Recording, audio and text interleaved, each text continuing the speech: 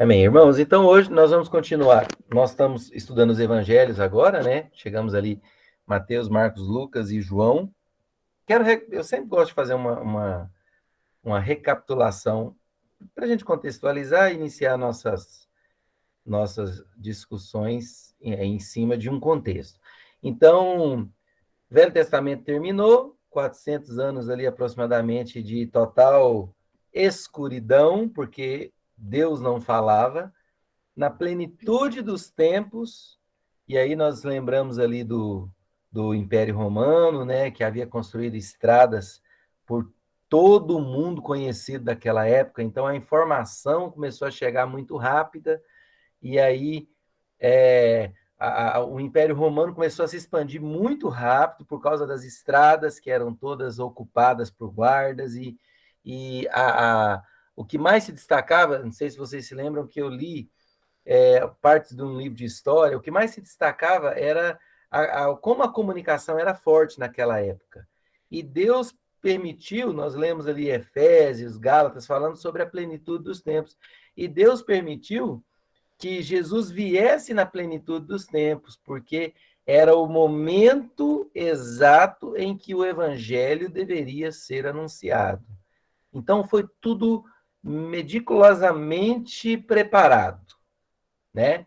E aí nós recordamos também a questão das gerações, né? Mateus começa falando ali 14 gerações, desde Abraão até o exílio, até Davi, 14 gerações de Davi ao exílio e 14 gerações, é isso mesmo, do exílio da Babilônia até Cristo, né? Mateus fala isso ali.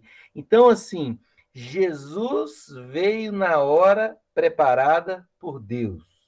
Amém. As profecias, tudo se encaixou e tudo se fechou para a vinda de Jesus, né? Até a entrada triunfal de Jesus em Jerusalém, ela é marcada. Aquele tinha que ser o dia da entrada de Jesus em Jerusalém, montado num jumentinho, filho de jumenta, como há uma profecia lá em Zacarias.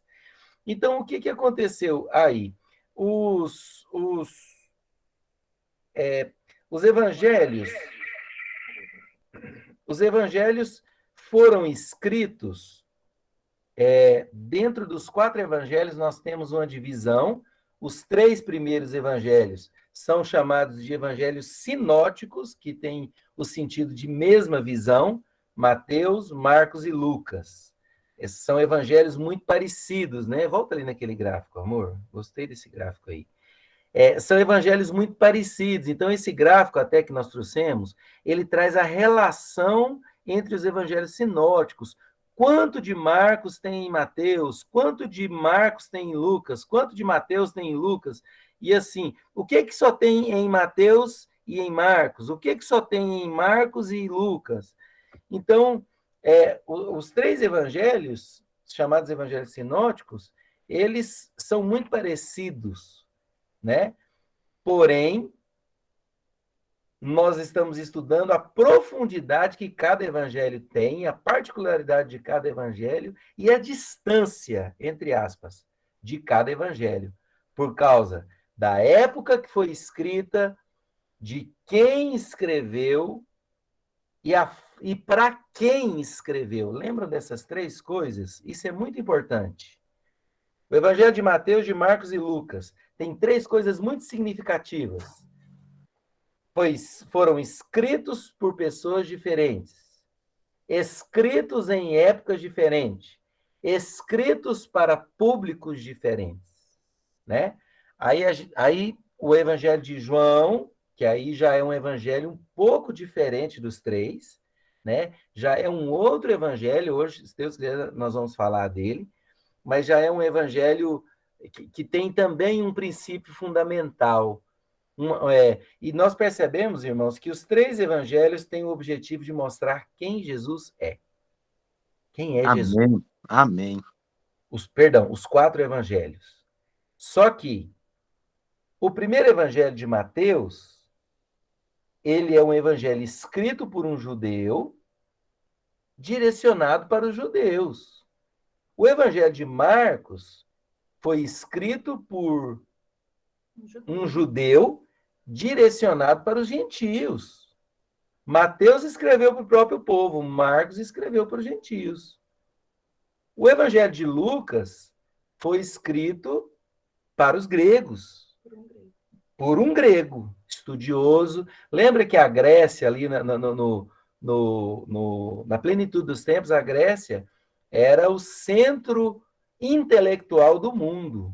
Apesar de ser dominada ali pelo Império Romano, mas existia uma certa independência e era o centro intelectual do mundo. A Grécia possuía a Biblioteca de Alexandria, que era a maior biblioteca de que se tem história e fatos. Tanto que o incêndio da Biblioteca de Alexandria foi uma catástrofe histórica, porque, segundo historiadores, muitos livros, muitos pergaminhos, muita informação foi perdida. A Biblioteca de Alexandria, irmãos, acho que certa vez eu fui ver, ela era do tamanho de uma cidade. Não era um cômodo como é hoje uma biblioteca.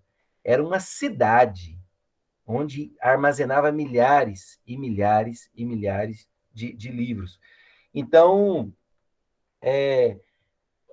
Lucas, médico, estudado, letrado, inteligente, o Senhor Jesus, o Espírito Santo, levantou Lucas para pregar o evangelho aos gentios. Então, por isso que o evangelho de Lucas... Não, aos gregos.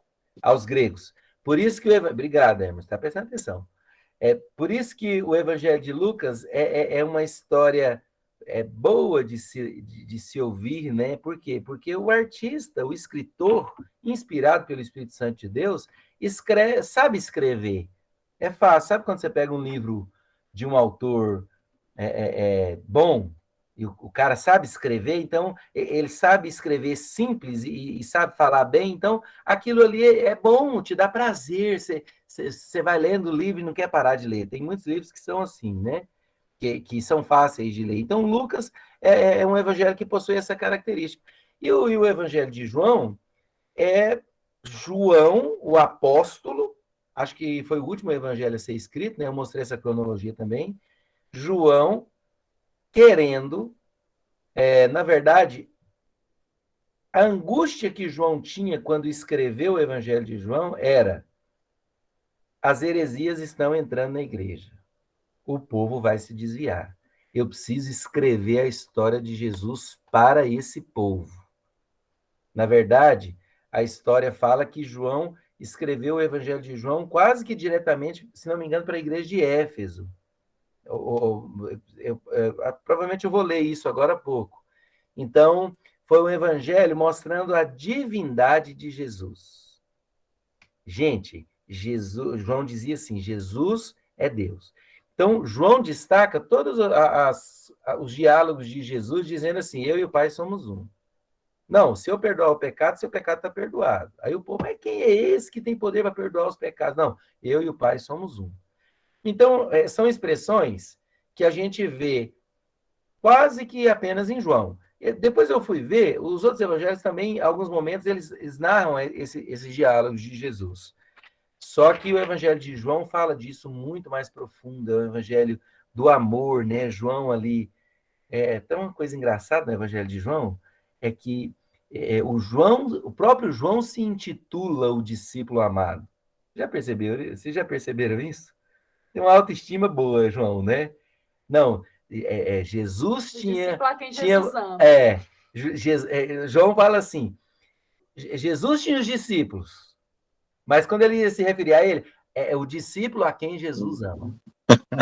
Então, Jesus se virou Modesto, o discípulo que ele ama, discípulo amado. Ele contando a história dele mesmo, ele falava, né? Então, Jesus se dirigiu ao discípulo amado e disse, né?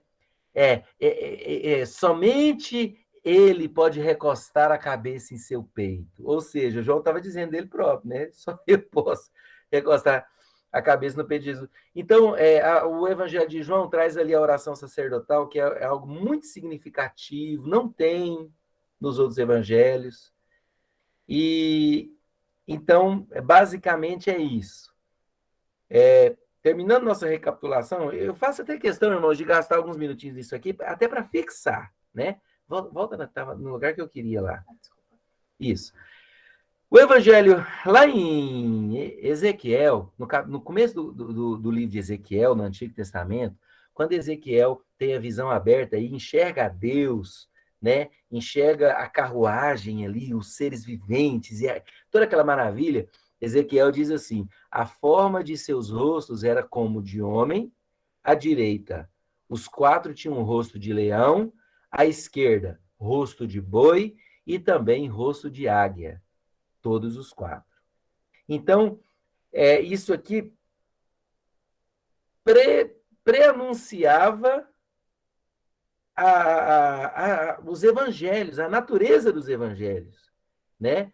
Homem, leão, boi e águia. Olha que imagem bonita. Homem, aqui está na sequência, né? Boi, águia, homem e leão. Então, nós percebemos que nos evangelhos, em Mateus, Jesus é o leão da tribo de Judá.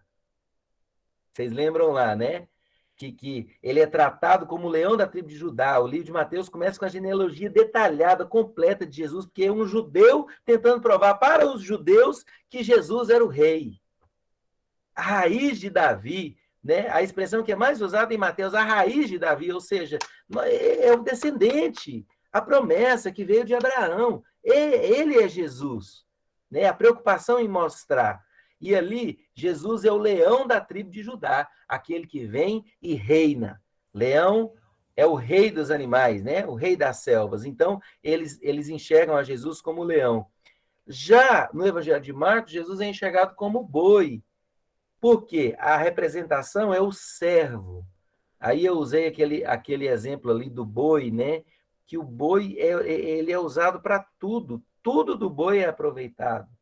Do boi, nem o berro se perde mais, porque agora grava o berro para fazer buzina. Né? Eu dei o exemplo os cílios do boi é usado para fazer os melhores pincéis. Então, o boi é 100% aproveitável, ele é um servo completo. Ele veio para servir. O Evangelho de Marcos fala do serviço de Jesus, né? É aquele Jesus servo, aquele Jesus que faz muito e fala pouco. O Evangelho de Marcos é onde você mais vê Jesus falando assim, não conta para ninguém, estou te curando aqui, mas não conta para ninguém, não. Ou seja, o servo ele está preocupado em fazer, não em que os outros fiquem sabendo o que ele está fazendo. Amém. Né? Então, cada evangelho tem essa característica. O evangelho de Lucas, ele é o filho do homem. Né? A expressão mais usada no evangelho. Então se verá o filho do homem vindo sobre as nuvens com poder e glória. Então, em Lucas, Jesus é apresentado como homem, né? O filho do homem. O homem perfeito. O homem perfeito. O filho de Deus. Jesus, ele é Deus, mas ele é homem. Homem perfeito, que é a perfeição que os gregos tanto buscavam. Exatamente. Lucas estavam querendo convencer a quem? Os gregos, que tinham o homem no centro, né? Eles tinham a figura humana no centro de tudo. Então, Lucas escreveu, colocando Jesus como centro. Ele é o homem, o Filho de Deus, né? E é uma narrativa muito sequencial, né? Nós vamos falar disso hoje mais detalhada. E o Evangelho de João, Jesus é a águia. João começa o Evangelho dizendo, né? No princípio era o Verbo. O Verbo estava com Deus e o Verbo era Deus. Aí João fala um pouquinho dele, depois João volta e fala: veio para os que eram seus, mas os que eram seus o rejeitaram. Mas a todos quanto receberam, deu-lhes o poder de serem feitos filhos de Deus. Ou seja, a saber, aqueles que creem no seu nome. É João até dizendo assim, que Jesus veio para os judeus e os judeus o rejeitaram, mas todos aqueles que receberam a Jesus se tornaram filhos de Deus. Né? Amém. Isso serve para nós também, né? Oi? Isso serve para nós também. Cara. Amém, para nós também. Então, João, ele tem uma ótica de aproximação do homem com Deus. Jesus é Deus. E eu também me torno filho de Deus, né? É aquela união, né? Entre o homem e Deus, entre Jesus e Deus. É ali onde Jesus é mais visto como Deus. Então, em Mateus, Jesus visto como o leão, o rei, aquele que vai governar. É em Mateus que tem aquelas cenas, né? Aquelas cenas mais interessantes dos discípulos. Quando é que virá o reino? Jesus fala, calma, o reino não vai ser visível, o reino vai estar dentro de vós. É em Mateus que os discípulos abordam a Jesus. Não, eu quero sentar à direita, né, a mãe de Tiago e de João, né? Coloca um à direita e coloca o outro à sua esquerda. Aí Jesus, olha, não é bem assim. A mãe deles estavam querendo que eles governassem com Jesus. Chegou o rei. Então, Jesus em Mateus é o rei, em Marcos é um servo, representado pela figura do boi. Em Lucas, Jesus é o homem, o filho de Deus, mas o homem. Então, Lucas ressalta muito o lado de Jesus humano, a luta contra o pecado, a fraqueza ali, quando pai, passa de mim esse cálice, né? Quando Jesus ele sentiu aquele peso, aí Jesus fala, mas não faça a minha vontade, porém a sua. É em Lucas que Jesus está lá pendurado na cruz, cuidando do povo que estava lá. Mãe, esse é teu filho, filho, essa é tua mãe, organizando as coisas. Então, em Lucas, Jesus é muito homem, né? Mas também foi escrito para gregos. E em João, ele é Deus. Então, basicamente, é isso. Nós vimos Mateus na aula passada, vimos Marcos quase completamente, mas eu esqueci de ressaltar algo que é muito importante. Então, nós vamos ler aqui o slide, que vai nos dar uma direção interessante aqui. A Verônica levantou a mão agora, não era, foi sem querer, né, Verônica? Não era para perguntar nada, não. Se for, dá uma interrompida aí, Verônica. Então, Jesus em Marcos, olha isso aqui. O versículo-chave do livro de Marcos atenção, porque o Filho do Homem também não veio para ser servido, mas para servir e dar a sua vida em resgate de muitos. Amém. Aleluia. Esse é o versículo foco do livro de Marcos. Amor, tem isso em Mateus, não? Gostei demais desse negócio.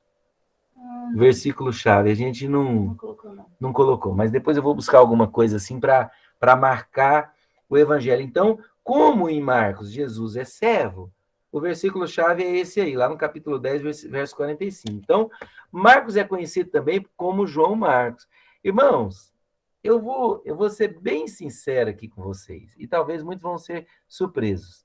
Vocês sabem quem é Marcos?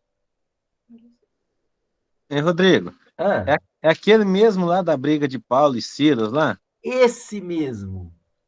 Aí, ó. Muito bem. A Ju Pires não sabia e o Kenner sabia. O Kenner eu percebi que sabia desde a aula passada, porque o Kenner falou alguma coisa disso. E eu achei interessante demais. Irmãos, acredito que eu não sabia que o Marcos, que escreveu o Evangelho de Marcos, era aquele João Marcos. Eu não sabia. Eu descobri depois do estudo. Na verdade, a Tamires descobriu, me falou, a gente nós estranhamos, será que é ele? Aí fomos estudar, descobrimos que era. Liguei para o Stanley, falei, pastor Stanley, você sabia que João Marcos é o Marcos que escreveu o Evangelho? É João Marcos, aquele da confusão de Paulo? Aí o Stanley falou assim, espera só um pouquinho, deixa eu consultar minhas anotações. E ó, demorou. Passou um pouquinho, ele, Rodrigo, procede. É ele mesmo, procede. Aí eu falei, mas que anotações você está consultando aí? É a minha Bíblia de estudo, a DEI. Ou seja, ele também foi consultar. Mas sabe que nós não nos atentamos a isso? E eu estou achando muito importante agora, irmãos, nós levantarmos, conhecer quem são os autores dos evangelhos, saber quem é, né? A gente fala isso muito. Então vamos lá, Mateus, quem era Mateus? Discípulo de Jesus. Mateus andava com Jesus. Olha lá. Mateus, conhecido como Levi, era um judeu coletor de impostos que se tornou um dos discípulos de Jesus. Marcos. Quem era Marcos? Marcos era um discípulo, mas ele não andou fisicamente com Jesus. Ele andou com Barnabé e com Paulo. Então, esse é o Marcos que escreveu. Lucas, quem foi Lucas? Lucas também andou com os apóstolos, com Paulo, né? Lucas era um gentil, Lucas era grego. Era grego. Lucas era grego. O único gentil que escreveu Um livro da Bíblia. Já pensou? Um livro do Novo Testamento. No Novo Testamento. Inclusive, ele escreveu muitas coisas ditadas por Paulo, né? Exatamente. Ele visitava Paulo na prisão, né? E agora, talvez, muitos vão chocar um pouquinho mais ainda. Vocês sabiam que Lucas, que escreveu o Evangelho de Lucas, é o mesmo escritor de Atos. Atos dos Apóstolos. Atos dos Apóstolos. Quem escreveu Atos dos Apóstolos foi Lucas também. Então, é muito importante nós conhecermos isso. Eu gosto sempre de ressaltar, meus irmãos, que quanto mais conhecimento logos a gente adquire, mais rema nós vamos trazer para nós também. Lembra do logos e do rema? Logos, palavra de conhecimento, palavra escrita, né? Estudada.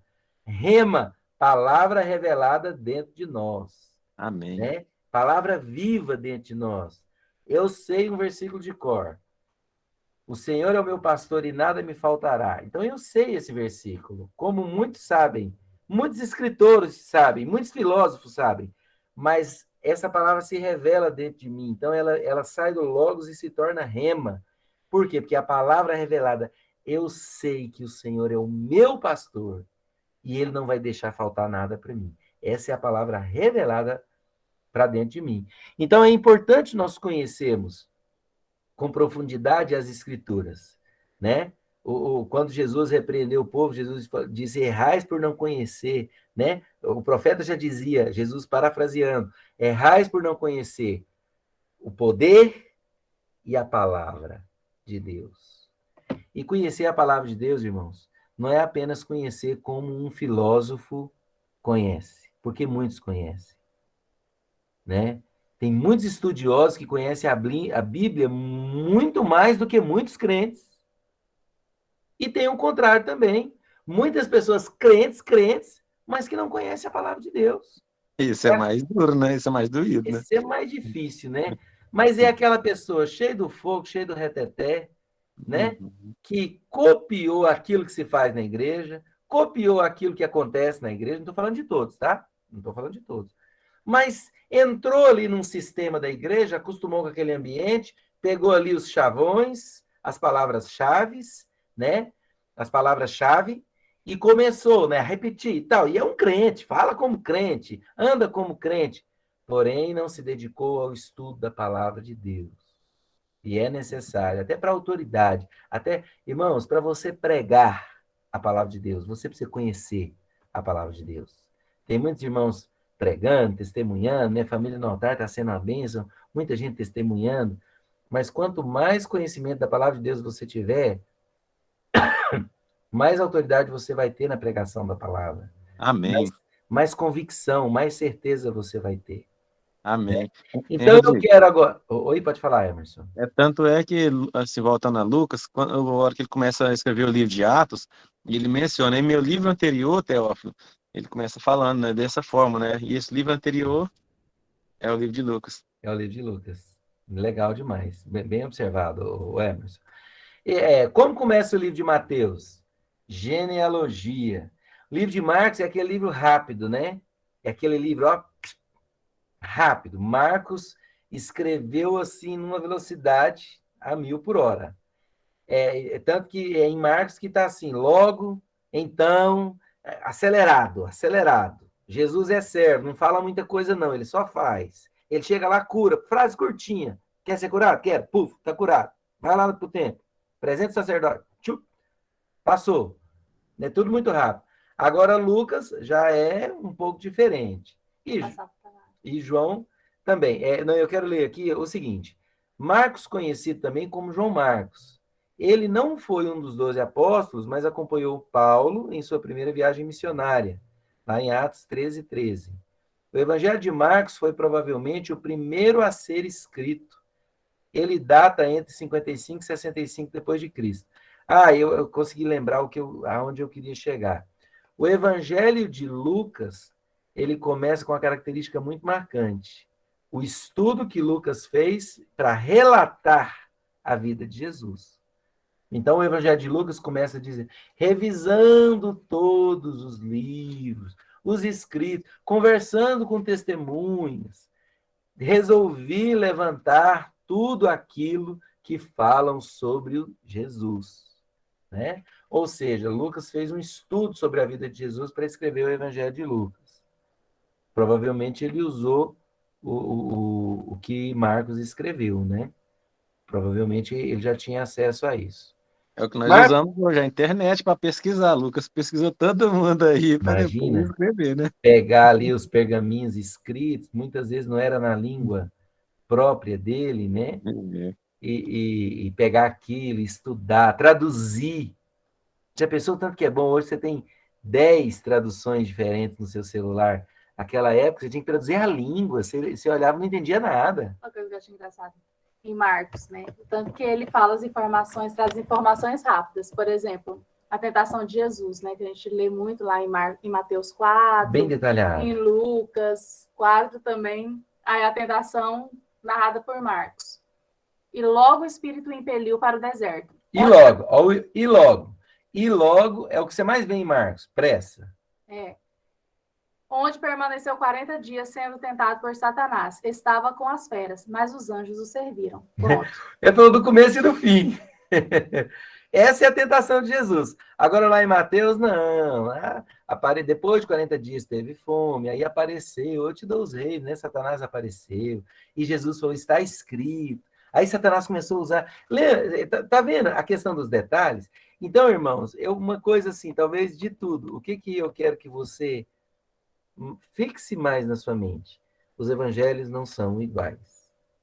Se fossem iguais e dispensáveis, o Espírito Santo não teria colocado na Bíblia. Cada evangelho vai fazer você enxergar a história e enxergar a Jesus de uma maneira diferente. E Amém. Tudo isso é necessário. Ok? É necessário. Você da escola de líder está indo para um outro nível. O senhorzinho, né? Eu até usei um senhorzinho que está trabalhando aqui para mim, fazendo um servicinho aqui, básico aqui de pedreiro. Ele é crente, mas ele não conhece a Bíblia profundamente, mas ele é crente, na limitação dele, ele conhece tudo, é bênção para ele, tudo. Mas a você está sendo oferecida a oportunidade de conhecer mais profundamente. E Deus vai revelar coisas profundas a você através do conhecimento da Bíblia. Então, é necessário conhecer a palavra de Deus. Talvez eu lembro da minha época de adolescente, eu pegava para ler a Bíblia inteira. Eu lia um evangelho, pulava os outros dois, falava, vai falar tudo da mesma coisa? Para quê? Eu lembro de fazer isso quando eu era adolescente. Né? Falar tudo a mesma coisa, para que eu vou ler? Escolhia lá Mateus, eu me identifico muito com Mateus, o Stanley já se identifica muito com Lucas, né? Cada um tem suas preferências. Deixa eu voltar aqui. Então, Marcos omitiu o nascimento de Jesus em seu evangelho, visto que, para os servos, não era dada essa importância. O nascimento não tinha muito importância para os servos. O Kenny gosta de João, né? Imagina, né, Kenny? Destrinchou João, né? Destrinchou João. Eu tenho para mim que João é algo totalmente diferente. Eu nunca achei João um evangelho como os outros, né? Porque João tem muita coisa que nos outros evangelhos não se encontra. Servo não tinha importância de nascimento, né? Amém, Kenny. Servo não tinha importância. Então, Marcos nem falou do nascimento de Jesus, não falou de João Batista ali do começo, né? Do nascimento de João Batista, de Isabel grávida, de Simeão, não falou nada. Marcos foi, direto. Jesus é aquele que faz. Quem é servo, faz, não fala. Quem é servo, acelera. Pratica a obra o mais rápido possível. Como um bom homem romano. né, que nós falamos na aula passada, porque esse era o foco do livro de Marcos, né, para os romanos, que eram os gentios cristãos da época. Exatamente. Era o império, a cultura daquela época, né? Então, no Evangelho de Marcos, os acontecimentos são contados rapidamente e expressam muita ação, caminhando em direção a um clímax, né? É a característica do escritor. Agora eu quero que vocês, eu queria que o Emerson abrisse para mim aí, Emerson, lá em 2 Timóteo, capítulo 4.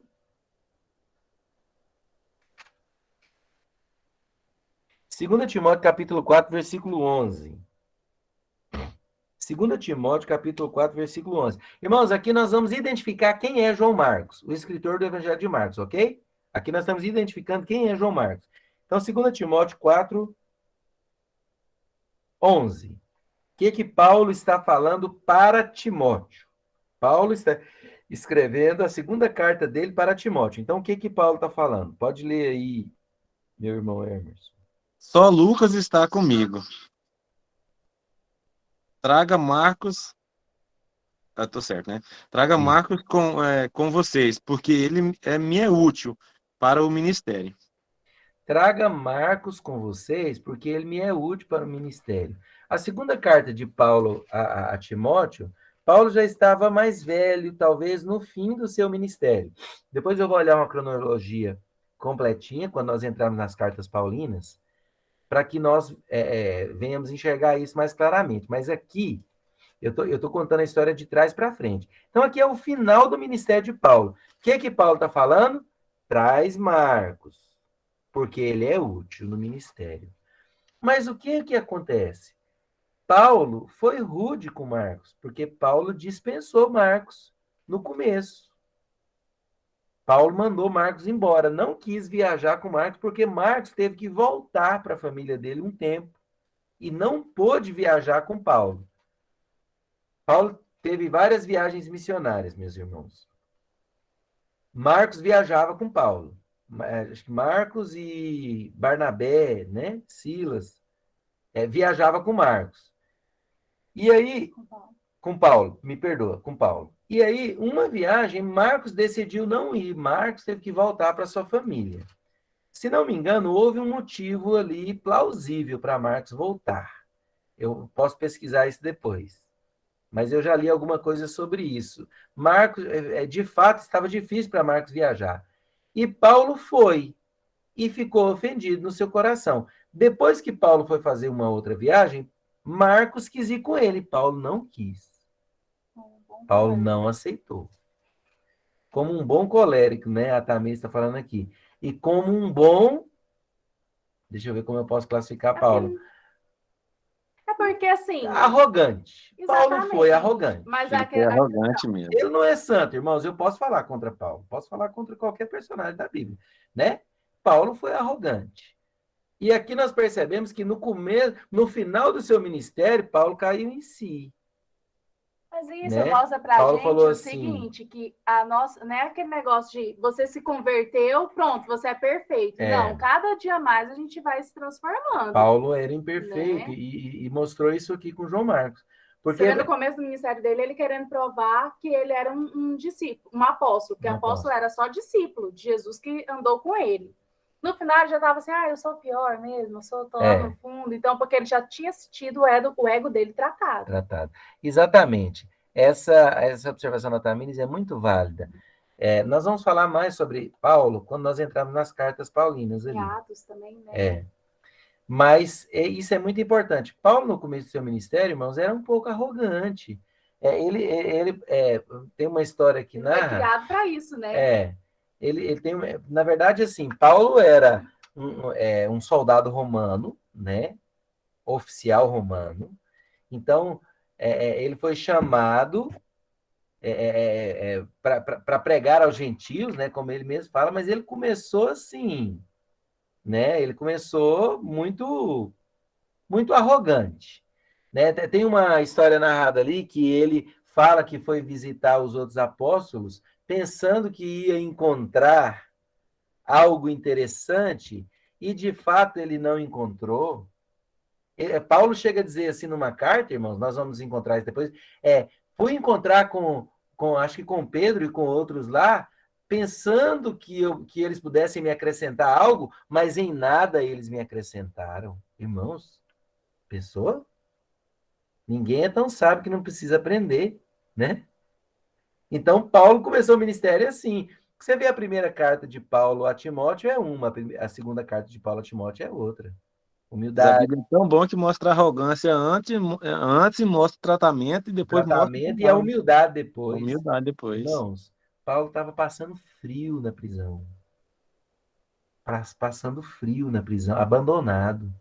Paulo fala assim, se não me engano, em 2 Timóteo, então numa outra segunda carta, Paulo fala assim, todos me abandonaram, né? Aí ele fala assim, traga a capa. Vou tentar encontrar aí, amor. Traga a capa, né? Pode falar, meu amor, que eu... Paulo fala assim, traga a capa por causa do frio, eu estou sentindo frio, não tem com o que me embrulhar.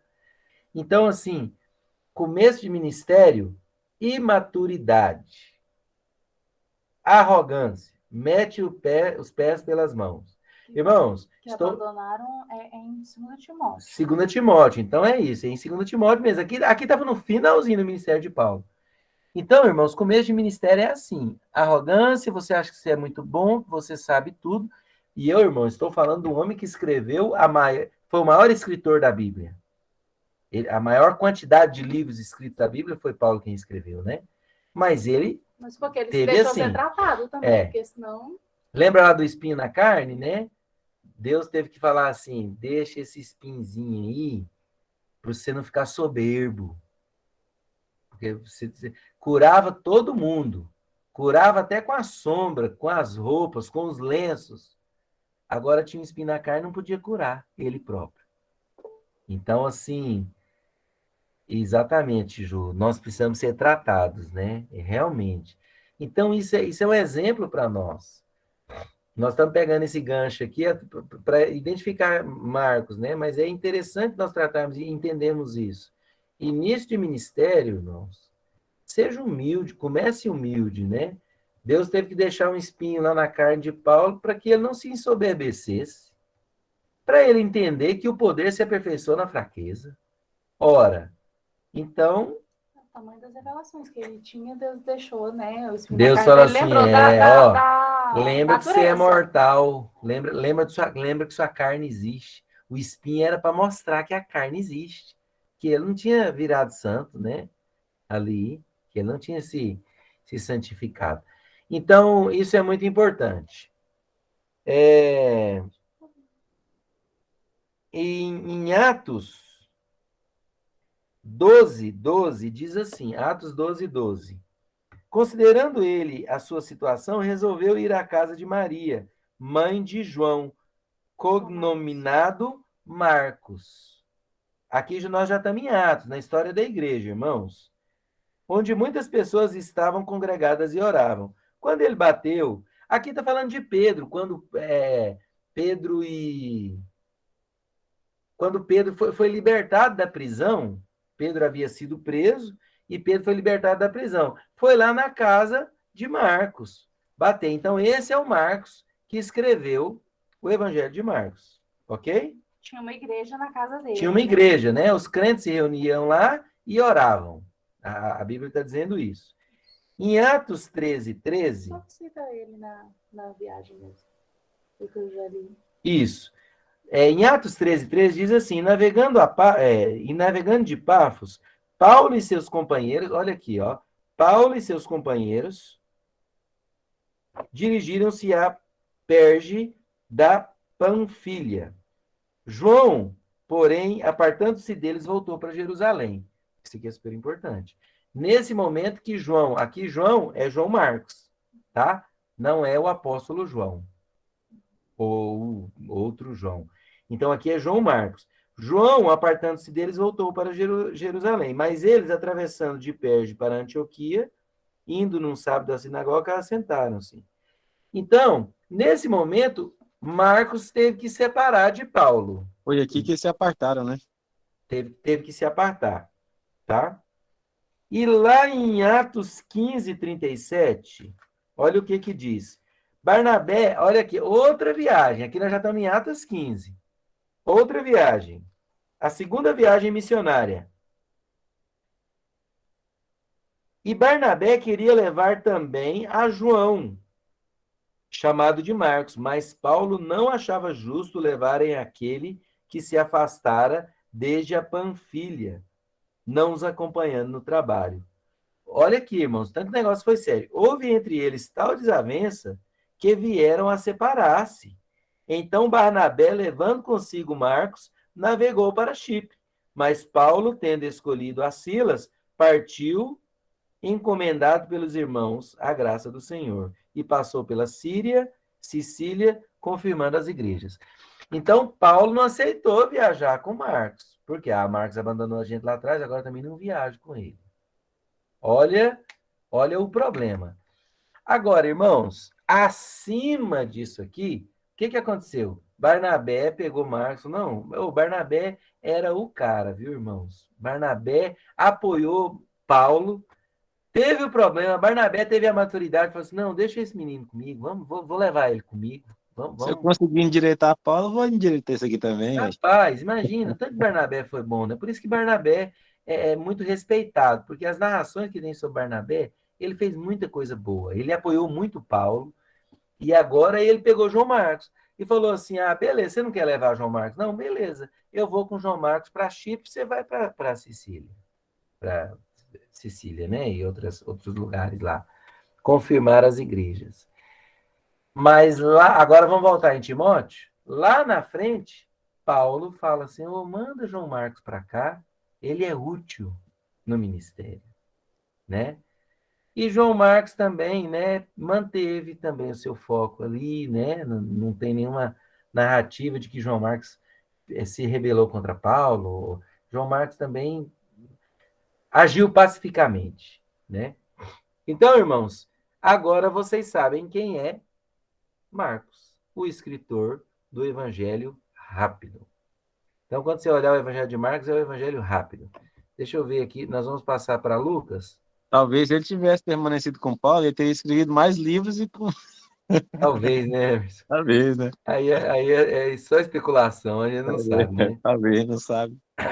O Kenner colocou aqui, pontualmente a Bíblia revela algumas características pecaminosas nas pessoas, exatamente, para não mostrar assim, para não esconder as quedas, né? Expor a natureza pecaminosa, um orgulho, etc, né? A Bíblia não esconde. Só Cristo é perfeito. Graças a Deus, né? Davi, Amém. né? Ele A era Bíblia... primo de Barnabé. Marcos era primo de Barnabé. A Tamires pegou aqui e levantou mais isso aqui. A Bíblia nunca deixou de esconder nada, né? Davi lá caiu, a Bíblia mostrou, e etc. Amém? Amém. Então, com isso, nós encerramos Marcos, vamos ali para Lucas. Tá, agora eu vou fazer o seguinte, vou ler primeiro o slide. Então, no Evangelho de Lucas, Jesus é apresentado como o homem perfeito. Então, Jesus em Lucas é o homem, mas é o homem perfeito, o Filho de Deus, aquele que não pecou. Em Lucas, Jesus é o homem que venceu o pecado. É o homem que não pecou. A verdadeira ênfase do seu livro está na humanidade de Jesus. O Evangelho de Lucas foi escrito por volta do ano 60. Lucas era médico, grego de nascimento, cristão, um cristão gentio. Então, é um evangelho escrito por um cristão. Ele é o único escritor gentio conhecido no Novo Testamento. Lucas era um companheiro e amigo íntimo de Paulo, tá?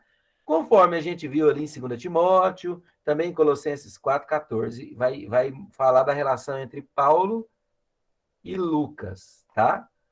Jesus, o Filho de Deus, era também o Filho do homem, em sua essência e natureza. Jesus era 100% homem e 100% Deus, isto é, um grande mistério. Tá escrito errado ali, não é ministério. Um grande mistério. 100% homem, 100% Deus. Né? Depois eu arrumo.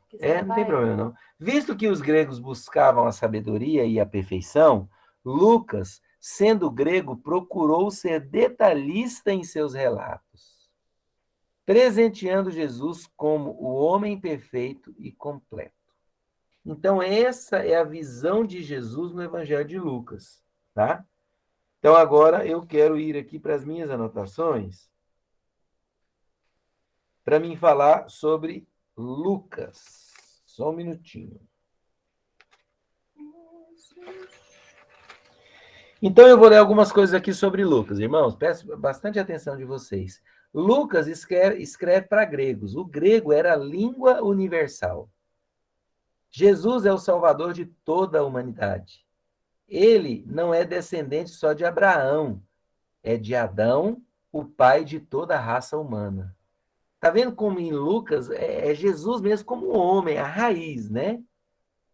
É de Nossa, tem uma coisa Deus. rapidão, que o Emerson trouxe, né, na semana passada sobre a genealogia de Lucas, que também tinha, mas você vê como o viés é diferente, né? A Exatamente. genealogia lá em Mateus, ele não se interessa nisso, ele É em interessa Lucas que ele fala, filho de que Adão. Abraão, tipo assim, Entendi. Abraão e Davi, ele queria mostrar isso. Para os Mas o pai judeus. da raça judaica, isso. E Estão já em entendendo, Lucas irmãos? é da humanidade inteira. Lá em Mateus, o que interessa para um bom judeu, o que interessa é ser judeu, né? Ou seja, eu vou mostrar, Mateus, eu vou mostrar de Abraão, nosso pai, até Jesus. O que o mais não interessa. Um bom judeu, né? Agora, Lucas, o grego gentil, acho que ele termina a genealogia dizendo, enfim, filho de Adão também. Filho de Deus, filho de Adão. Vê se está isso em Lucas. Se não me engano, tem esse texto lá.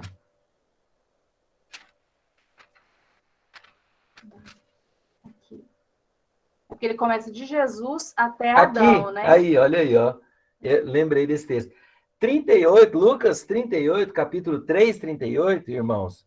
Olha a diferença. Olha o que ele fala. Cainã, filho de Enos, Enos, filho de Sete, e este, filho de Adão, filho de Deus. Olha que diferença. Olha como Lucas mostra Jesus como o homem mesmo, lá, filho de Adão, filho de Deus. Pronto. Não é como Mateus. Tá bom?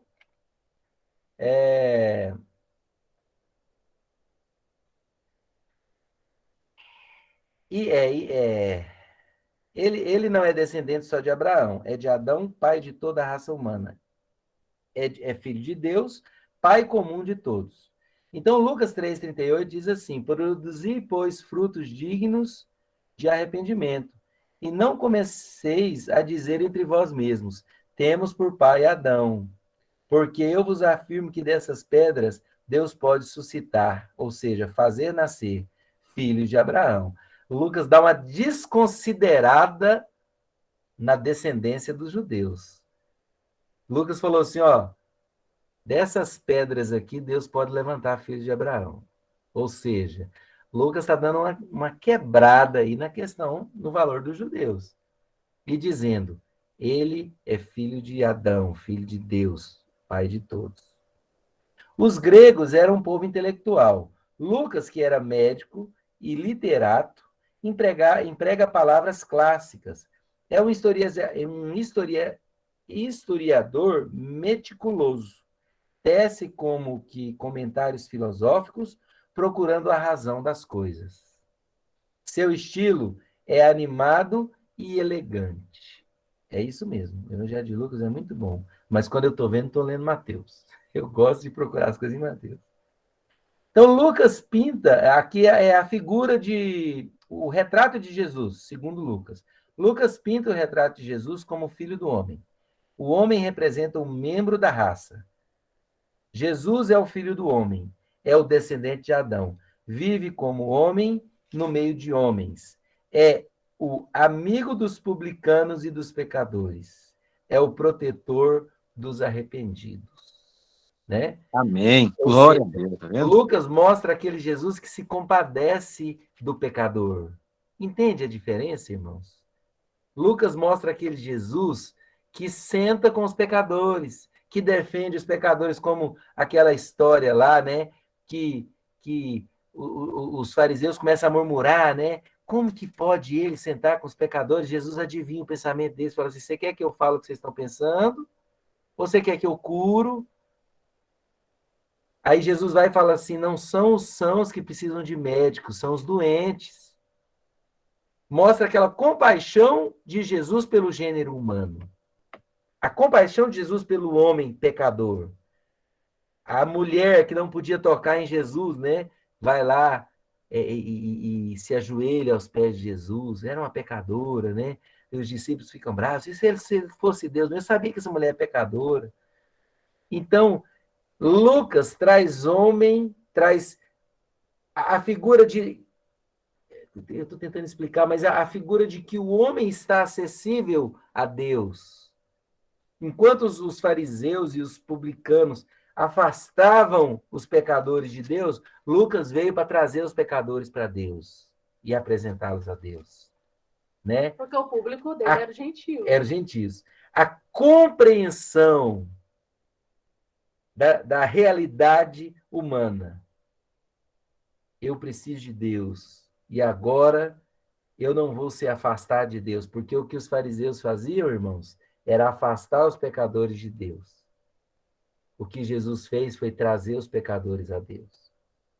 Né? O que a lei fazia era punir o pecador. O que Jesus fez foi lavar o pecador. Amém? O que Jesus fez foi dizer, há um caminho, vem, há um caminho. Você é aceitável. Então, Lucas compreendia o homem, compreendia o pecador.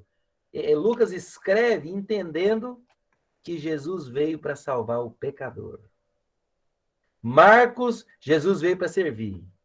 Mateus, ele é o rei. Ele veio para redimir. Estão entendendo agora? Olha como está ficando claro. Depois a gente repetir tanto, como está ficando claro. Né? Cada evangelho traça a figura de Jesus de uma maneira diferente.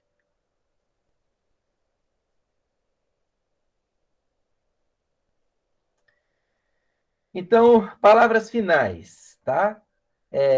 Lucas é universal. Ah, tá, não, isso aqui eu vou falar no final. Isso aqui eu vou falar no final. Deixa eu ler mais umas anotações aqui sobre Lucas. O autor, Lucas, é tradicionalmente identificado como Lucas, o evangelista. Certas histórias populares, como o filho pródigo e o bom samaritano, são encontrados somente nesse evangelho. Ó, irmãos, o bom samaritano, o filho pródigo, mostrando a humanidade do filho pródigo, que ele quis ir embora. Só tem em Lucas, irmãos, a história do filho pródigo. A parábola do bom samaritano, que vai lá e descasca os judeus, né? Porque o sacerdote passou de lado, não quis socorrer o ferido. E olha que era uma parábola, não era nem uma história, não era nem um fato, era uma parábola. Olha como... Nossa, eu estou enxergando isso claramente. Como Jesus provocou os judeus no Evangelho de Lucas. Lucas mostrando Jesus provocando os judeus. Chegou um sacerdote, passou de lado. Chegou um levita, passou de lado. Ou seja, os dois judeus. Mas aí veio o samaritano. Samaritano e judeus não se dão bem. E Lucas colocou o samaritano como o herói da história. Passou um samaritano, pegou o pecador, a pessoa caída lá, levou para a hospedaria. Então, olha a história que só tem no Evangelho de Lucas. Olha como o Evangelho de Lucas mostra Jesus socorrendo o pecador. Não importa se é judeu ou seja o que for. Jesus socorre o pecador. Amém.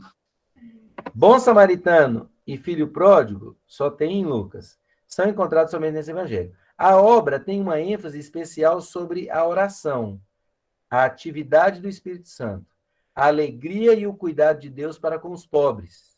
Olha aí.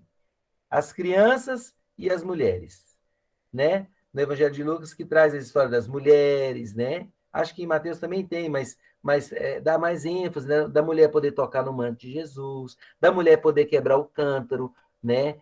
Ungir Jesus, da mulher chorar aos pés de Jesus e enxugar com os cabelos, das crianças, deixar vir a mim os pequeninos, porque deles é o reino dos céus. Isso está mais forte em Lucas.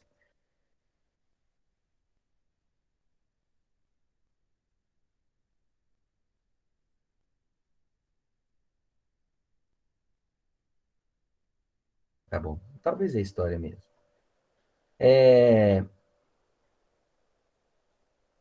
Lucas apresenta Jesus como filho de Deus, mas volta a sua atenção especialmente para a humanidade dele, como sua paixão para com os fracos e aflitos e os marginalizados.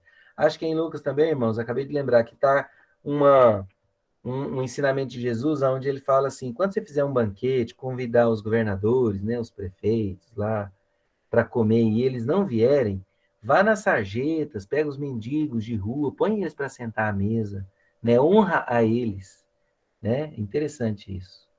De acordo com o prefácio do livro, o propósito de Lucas é relatar o início do cristianismo, enquanto procura o significado teológico da história. O evangelista divide seu evangelho em 3 fases. A primeira termina com João Batista. A segunda consiste no ministério terrestre de Jesus e a terceira é a vida da igreja após a ressurreição de Cristo. O livro contém 24 capítulos, 24 parábolas e 21 milagres. O autor retrata o cristianismo como divino, respeitável, cumpridor da lei e internacional. Aqui, a compaixão de Jesus se estende a todos os que são necessitados. As mulheres são importantes entre os seus seguidores. Os samaritanos, desprezados, são elogiados. E os gentios são prometidos a oportunidade de aceitar o evangelho. Enquanto o evangelho é escrito como uma narrativa histórica, muitos dos fatos retratados nele são baseados em tradições orais e anteriores aos 4 evangelhos canônicos. É um trecho interessante aqui sobre o papel da mulher. Mais do que nos outros evangelhos, Lucas se concentra no importante papel que as mulheres exerceram no ministério de Jesus, tais como Maria Madalena, Marta, Maria de Betânia. O evangelho de Lucas é o único evangelho que contém a anunciação do nascimento de Jesus a Maria, sua mãe. Em comparação com outros evangelhos canônicos, Lucas dedica uma atenção muito maior para as mulheres. O evangelho de Lucas traz personagens mais femininas, características de uma profetisa do sexo feminino, como em Lucas 2:36, e os detalhes da experiência da gravidez, Lucas 1, 41, 42. Discussão de destaque são dadas à vida de Isabel, e a mãe de João Batista, e de Maria, a mãe de Jesus. Então, irmãos, você vê que Lucas dá um holofote melhor para as mulheres, né? É em Lucas que ele narra detalhadamente Maria grávida, né? A minha alma engrandece. O cântico de Ana. Não tem nos outros evangelhos, irmãos. Entendeu? Então, isso é importante. É importante você saber que quando você está lendo um evangelho, qual é o público-alvo dele, o que ele fala, quem foi o autor, por que foi escrito assim. Amém? Amém. Amém. Agora nós vamos... A parábola do filho pródigo só tem em Lucas? Pelo menos o texto aqui está falando que era. Eu não sei. Eu também acho que é. Só tem do filho pródigo, é só em Lucas. Amém, irmãos? Vamos agora para o Evangelho de João. Keiner. Agora o Keiner pode não, né? Já podia antes, mas agora Keiner conhece bem aqui o Evangelho de João. Keiner, você fica à vontade, tá? Para falar, interromper, seja como quiser. Eu vou ler nosso conteúdo aqui, depois a gente pode até bater um papo melhor aí. No Evangelho de João, Jesus é apresentado como Filho de Deus. João, por apresentar Jesus como Filho de Deus, faz menção em seu Evangelho sobre o seu nascimento. João revelou a identidade de Jesus nas primeiras palavras do seu Evangelho. No princípio era o Verbo, e o Verbo estava com Deus, e o Verbo era Deus. Ele estava no princípio com Deus. João era filho de Zebedeu, irmão de Tiago. Ou seja, João andou com Jesus, né? Era um discípulo. E se tornou um apóstolo, né? Ele escreveu aos novos cristãos e não cristãos também, provavelmente entre 85 e 90. Então, o Evangelho de João foi o último a ser escrito dos evangelhos, tá? Escrito depois da destruição de Jerusalém em 70. E antes do exílio de João na ilha de Patmos. Olha aqui, informação importante. Então, ele foi escrito antes do exílio de João na ilha de Patmos. Então, na ilha de Patmos, João escreveu apenas Apocalipse. Ok? Então, agora eu vou ler aqui as minhas anotações. Obrigado, Ju. Pelo menos ajuda, dá um okzinho aí. Eu não tenho a impressão de que eu estou sozinho. Opa, eu tô aqui, ok, Tá aí, então. né? Tem hora que o povo some tudo, gente. Amor, você me dá licença rapidão?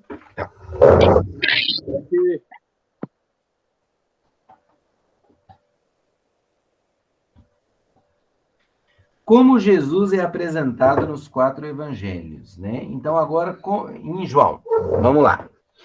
João olha para uma igreja organizada, a igreja de Éfeso. Ok? Então, João escreve o evangelho de João olhando para a igreja de Éfeso, em cujo seio aparecera germen de heresia. Então, João estava, na verdade, preocupado com a heresia que estava entrando na igreja de Éfeso, tendente a negar a divindade de Jesus. O que aconteceu, irmãos? A igreja de Éfeso começou a duvidar de que Jesus era Deus, de que Jesus era o Filho de Deus. Então, esse é o contexto de João, quando escreveu o Evangelho. Por isso, frisa a encarnação do Verbo divino eterno. O Evangelho de João descreve um Jesus como um Messias, ou seja, aquele que seria enviado mesmo por Deus, com um caráter divino, que traz a redenção absoluta ao mundo. Aparentemente, o Evangelho de João sugere que ele tinha conhecimento dos evangelhos sinóticos e que nos tais já existia informação suficiente sobre a vida de Jesus como homem. Então, aqui, irmãos, o escritor está dizendo assim que João provavelmente já tinha conhecimento dos evangelhos que tinham sido escritos. E lá já estavam narrando coisas que ele não precisava repetir. Então, João escreve um evangelho diferente. É por isso que o evangelho de João é um evangelho diferente. Aparentemente, então, João se sentia incumbido de mostrar em seu evangelho os atributos de Jesus como Deus. Então, João provavelmente já conhecia os outros evangelhos. João já sabia que ali narrava histórias de Jesus e João se preocupou em defender a Jesus como Filho de Deus em seu evangelho. Tá? A simbologia. João pinta o retrato de Jesus sobre a figura de uma águia. A águia representa Deus. Ele e o Pai são um. O Verbo era Deus, tudo por ele foi feito. O unigênito do Pai, porém, só é compreendido pelos crentes. Falando com o caminho, a verdade e a vida. Judas, incrédulo, que se entregou ao diabo, já não está mais presente. Quando ressurge, passa vários dias só com os crentes. Tá? O Evangelho de João é significativamente diferente dos evangelhos sinóticos, com grandes variações de material, na ênfase teológica, na cronologia e no estilo literário. Há também alguma discrepância entre João e os sinóticos, o que resulta em algumas contradições. João não tem descrição de episódios vistos nos sinóticos, como o batismo de Jesus, o chamado dos 12, os exorcismos, as parábolas, a transfiguração, a última ceia. Tudo isso não tem em João. Por outro lado, inclui cenas não encontradas nos evangelhos sinóticos. É como se João quisesse complementar os evangelhos, né? Como a de Jesus transformando a água em vinho, nas bodas de Caná, né? A ressurreição de Lázaro, que só tem em João, Jesus lavando os pés dos discípulos e várias visitas a Jerusalém. No quarto evangelho, a mãe de Jesus, Maria, embora mencionada com frequência, nunca é identificada pelo nome. Olha que coisa interessante. A mãe de Jesus não é identificada pelo nome no evangelho de João. João afirma que Jesus era conhecido como filho de José, como está lá em João 6,42, tá? Para João, a cidade de origem de Jesus é irrelevante. pois ele vem de além deste mundo. Olha que interessante, né? João não está nem aí se Jesus nasceu em Jerusalém, em Belém, onde Amém. Jesus nasceu. Amém. Jesus não é deste mundo, ele é o Filho de Deus. João relata o batismo de Jesus, ô Kenny? Tá, aqui no texto que eu peguei, ele está falando que não relataria isso. Sim, relata. Até a experiência visual de João Batista, ao ver Jesus, né? É o Ah, único tá. que ele fala. Deixa eu ver onde que eu li, porque talvez eu li coisa errada aqui. Peraí.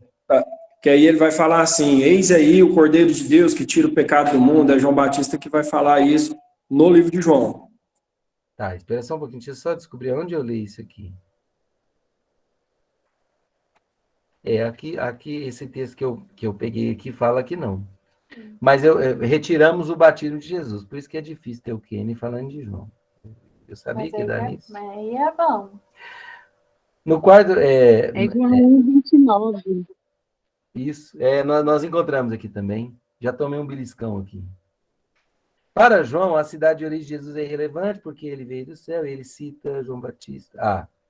Pois é, olha aqui, ó. Enquanto João não menciona diretamente o batismo de Jesus, ele cita a descrição de João Batista, da descida do Espírito Santo como uma pomba, como acontece no batismo de Jesus nos sinóticos.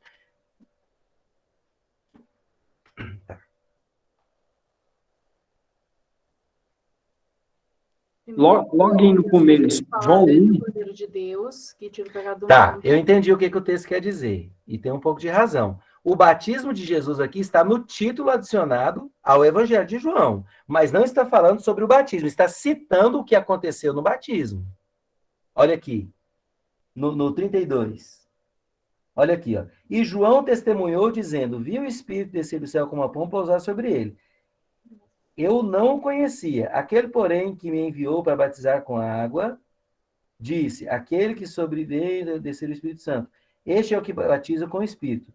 Pois eu, de fato, vi e testifico. Na verdade, eu entendi o que o texto está dizendo aqui, é que não é identificado como nos outros evangelhos, que Jesus foi para se batizar, mas ele fala o que João Batista viu no batismo de Jesus.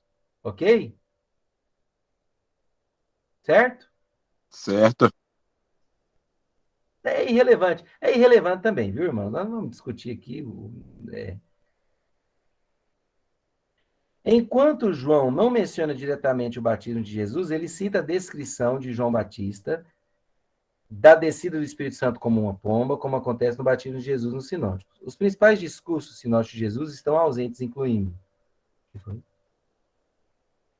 Tá. É porque eu quero apressar aqui para a gente terminar. Incluindo o Sermão da Montanha, o Discurso das Oliveiras, além de que os exorcismos dos demônios não são mencionados em nenhuma ocasião, ao contrário dos sinóticos, tá? Depois você me fala aí se é verdade também, viu, Kênia? Confere aí, tá? João nunca lista todos os 12 discípulos e nomeia pelo menos um discípulo, Natanael, cujo nome não é encontrado nos sinóticos. Tomé recebe um apelido além de seu nome, onde é descrito como Tomé, o Dídimo. Eu não entendi bem isso aqui, não. No que diz respeito ao estilo literário, o vocabulário é diferente e cheio de importação teológica. Em João, Jesus não executa milagres. Aí no grego, tem um nome aqui que eu não consigo nem ler, traduzido para dinameis, tá? Mas Jesus executa sinais, que em grego é semeia, como se fossem sinais. Então, essa é a visão de João. Jesus executa sinais, né, que revelam a sua identidade divina. A maioria dos estudiosos considera que João não contém parábolas. A maioria de estudiosos, tá, irmãos? Aqui é a interpretação. Em vez disso, contém histórias ou alegorias metafóricas, como as do bom pastor, a da videira verdadeira, em que cada elemento individual corresponde a uma pessoa, grupo ou coisa específica. Alguns estudiosos, no entanto, encontram algumas parábolas como a história curta da mulher materna ou do grão de mostarda que está morrendo, do grão que está morrendo. Basicamente é isso aí. Então, o Evangelho de João é isso aí, irmãos. Aí eu queria que o Keiner fizesse algum comentário, tenha vontade, esteja bem à vontade para isso aí, Keiner. Não combinei com você, mas você quis interromper agora. Agora eu queria te fazer uma pergunta. Ah. Eu Tá, sei. Mas não é assim também, não. Eu fiz um estudo e tal, mas não... Posso falar? Perdão. O que você viu fazendo um estudo tão criterioso do Evangelho de João como você fez? Eu falo porque eu tive acesso ao estudo completo, irmãos. E os homens do grupo, né, os homens da Casa de Esperança, também recebiam diariamente os estudos que o Keiner ia fazendo, trecho por trecho, desde o capítulo 1, versículo 1, até o final do Evangelho de João. O Keiner leu, estudou, tirou aplicações, né, reflexões, o que eu faria no lugar de Jesus, o que isso quer dizer na minha vida, contextualizou, né, trouxe ali para a realidade.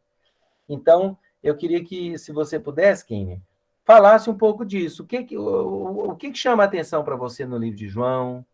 O que você aprendeu? Por que você escolheu o Evangelho de João, né, para fazer esse estudo? Então, esteja com a palavra aí, que é um privilégio para nós. Então, na verdade, eu já tinha feito dessa mesma forma com o João em outros livros da Bíblia, né, no meu devocional. Então, separo o tempo, sem pressa nenhuma, né, de terminar, ler um capítulo correndo. Então, assim, eu quero descobrir, até você comentou, acho que aula passada, o que Deus pode revelar para mim que não revelou para ninguém, né? É meio que, cara, é meio que esse o objetivo, né? E assim, no final, sempre tem as perguntas. E eu resolvi, até te perguntei se poderia fazer isso com o João, porque eu achei muito válido. E é muito pessoal. As perguntas são as perguntas que eu fiz para mim, né? Sim. Então, é do meu devocional que eu coloquei lá para compartilhar.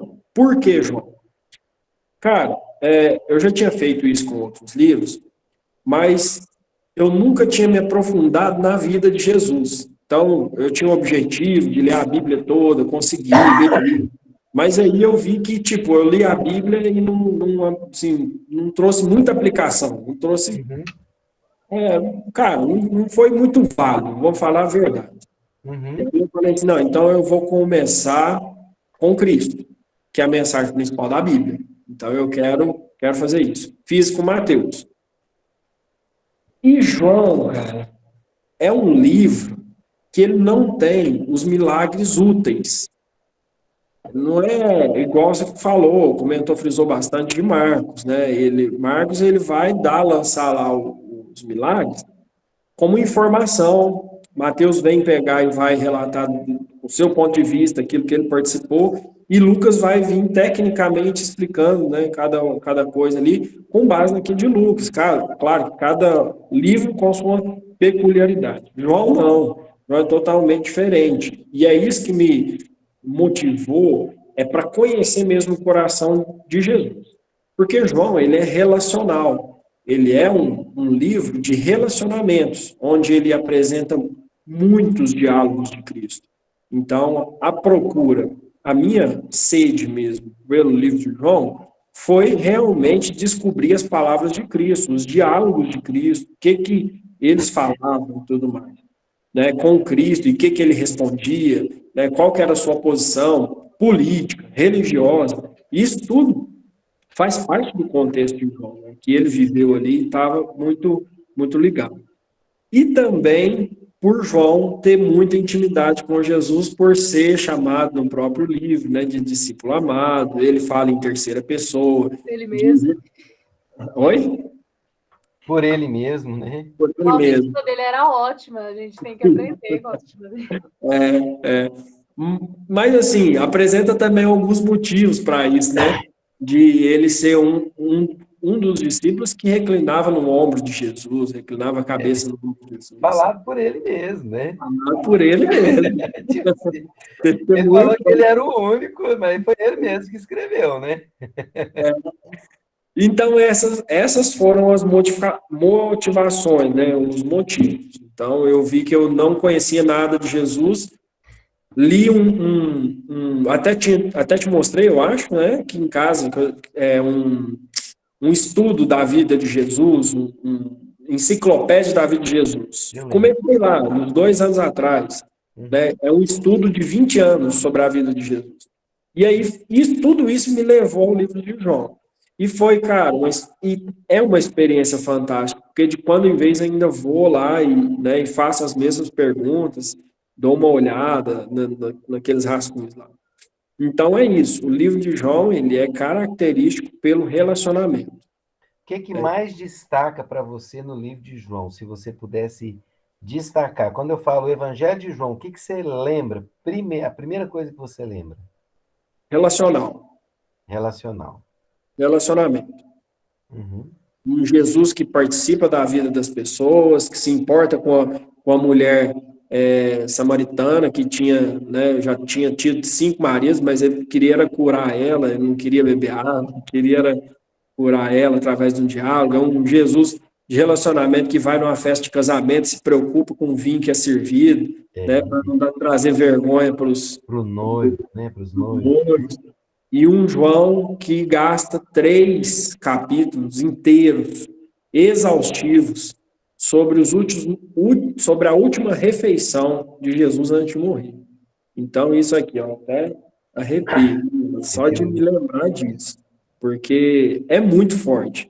É um relato de um relacionamento, né? De um relacionamento de Jesus com os discípulos ali. E só tem em João, só tem isso em João. Entende? Uma coisa você falando aí eu vi que é um pouco um contraste com Marcos, né? Já que Marcos fala mais do que Jesus fez do que necessariamente o que ele falou. E já João, ele vai muito nos diálogos, nos ensinamentos, né?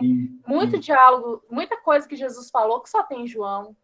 Isso. Né? Glória a Deus. Muitas explicações, né? Enquanto não... Um pouquinho, Kenny. Deixa o Gideone falar aqui, tá com a mãozinha levantada. Fala aí, Gideone. Graças a paz a todos aí. Então, esse livro aí de João aí, né? Tá falando aí, a gente tá aqui, né? Fica cheio do Espírito Santo. Aí vem na mente da gente, assim, que tinha 12 discípulos, certo? Certo. 8 eram servos, 6 eram amigos, mas só um era íntimo, era o João. Exatamente. Nossa, agora eu rupiei também. Amém. Continua aí, Gideone. Parou?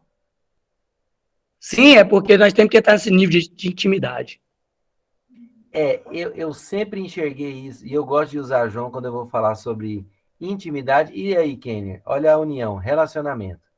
Porque, de fato, Jesus contava...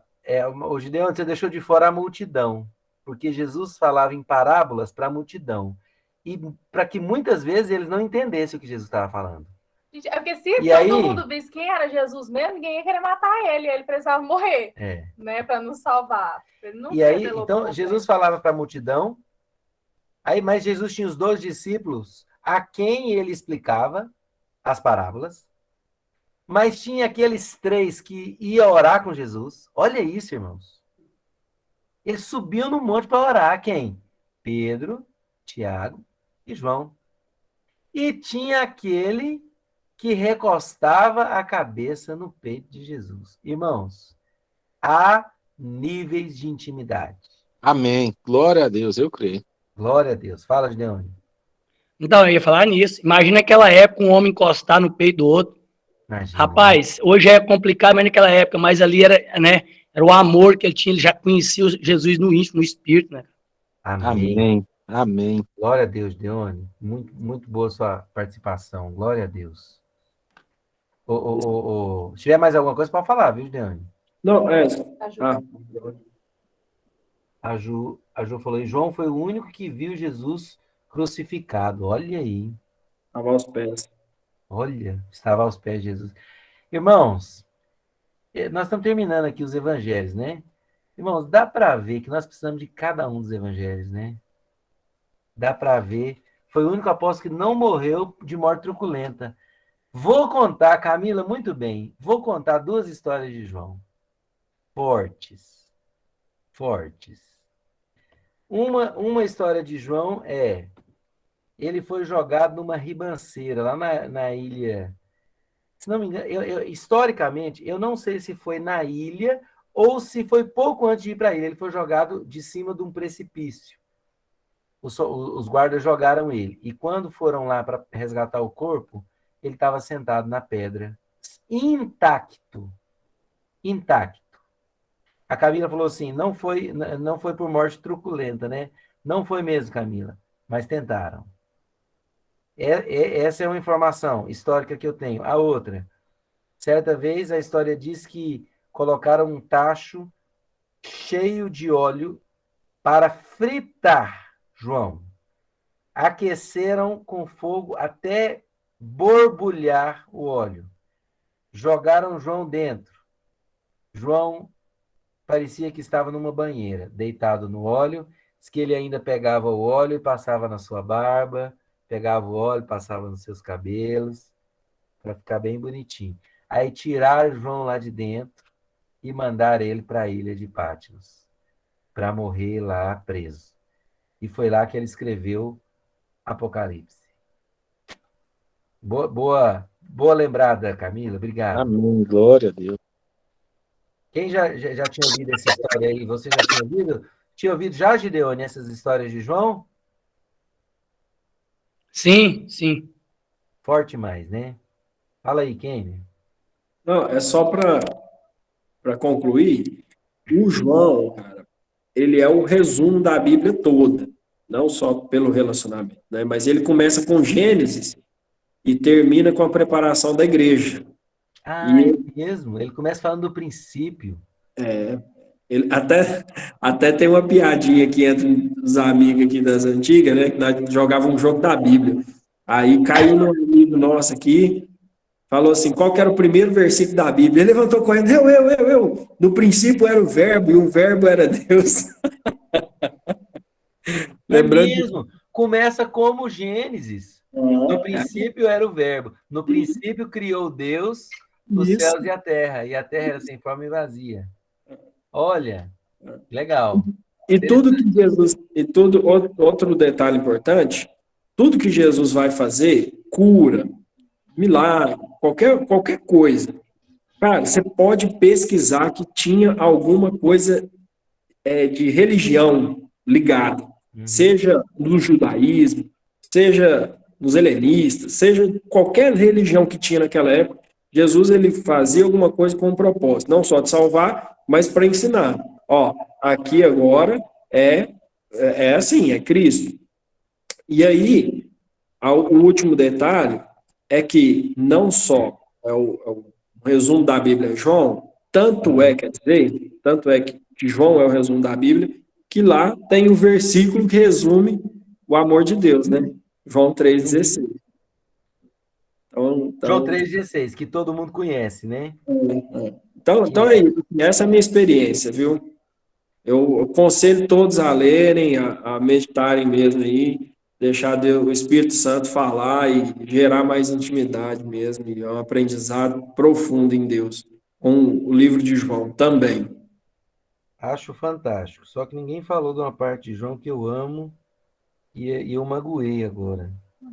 Que só tem João. Camila, você tem razão. Olha isso aqui, gente. Meu Deus, o Espírito Santo fala profundo demais. Glória a Deus, Camila. João era quem? Conhecido como o apóstolo do amor. E ele foi tirado da igreja que foi acusada por Deus de ter abandonado o primeiro amor. Olha aí. O evangelho que fala do amor à igreja que foi acusada de ter abandonado o primeiro amor. Profundo demais, né? Só eu que achei. Então, glória a Deus, irmãos. Irmãos, ninguém falou nada sobre algo que... Oi, Ju. Ah, não foi não, né, Ju? Irmãos, ninguém falou nada. Algo que tem... fala aí, Gideone. E é em João 21 que fala que Pedro questiona lá, né, sobre esse homem, aí fala, se eu quiser que deixe ele vivo até quando eu volto, o que se importa? É sobre João? Nossa, Gideone, não sei. Aonde que ele tá falando? João 21? Se quiser que deixe ele vivo até quando ele volte? É isso mesmo. Ajuda aí, então. Ajuda aí, Gideone. Fala de novo, não entendi. É tipo assim, o pessoal ciúma dele, porque ele tinha tanta intimidade que aí questiona que esse homem, tipo assim, Pedro fala Ah, alguma coisa. É isso mesmo. João é isso 21. mesmo. Isso. Ju Rezende, a Juliana está falando aqui que Jesus falou para João cuidar de Maria, né? Lá na cruz, né? Mulher, esse é seu filho, filho, essa é sua mãe. Jesus estava pendurado na cruz lá, organizando, né? E Maria foi morar com João. Irmãos, é muito profundo. A palavra de Deus é rica demais. Eu vou ficando empolgado, mas até agora ninguém falou do texto que eu amo, gente. Eu prego tanto nesse texto, faz tempo que eu não prego nele. Mas, irmãos, o Evangelho de João narra a história, somente nele, a história de Jesus com Nicodemos. Falando mas, na verdade, é muita história legal que só tem em João. Só tem em João. E a história ali de Nicodemos, onde Jesus explica para Nicodemos que ele precisava nascer de novo. E aí Nicodemos falava, como eu vou voltar para o ventre da minha mãe, né? Aí, agora imagine, irmãos, João narrar essa história, narrar o diálogo tão detalhadamente, que maravilha que João via ali Jesus e Nicodemos conversando, que coisa profunda, né? Que coisa forte. Uma Que coisa aí interessante. importa-vos nascer de novo. Ah, mas eu não posso voltar para o ventre. Aí Jesus fala, o que é nascido da carne é carne, mas o que é nascido do espírito é espírito. Glória a Deus. Não estou falando desse nascimento, mas aquele que nascer da água e do espírito, né? Jesus estava falando do nascimento da água e do espírito. Não, aquele que não nascer da água e do espírito não pode entrar no reino dos céus. Meu Deus, profundo. E os adoradores, né? Em espírito e em verdade. Era disso que você ia falar? O que você ia falar? É que uma coisa também que eu vi que contrasta com Marcos é que é como se em Marcos Jesus estivesse tentando esconder que ele era o Messias. Já em João mostra muito claro diálogos revelando onde Jesus se mostra como Deus, como filho de Deus. Em várias partes de João, ele está ali falando, ele quase que desenha que ele é Deus, que ele é filho de Deus. Glória a Deus. Fala aí, Ju Rezende. Estamos terminando, irmão. Ainda tem um resuminho aqui. Olha aqui, ele se chama até de Eu Sou.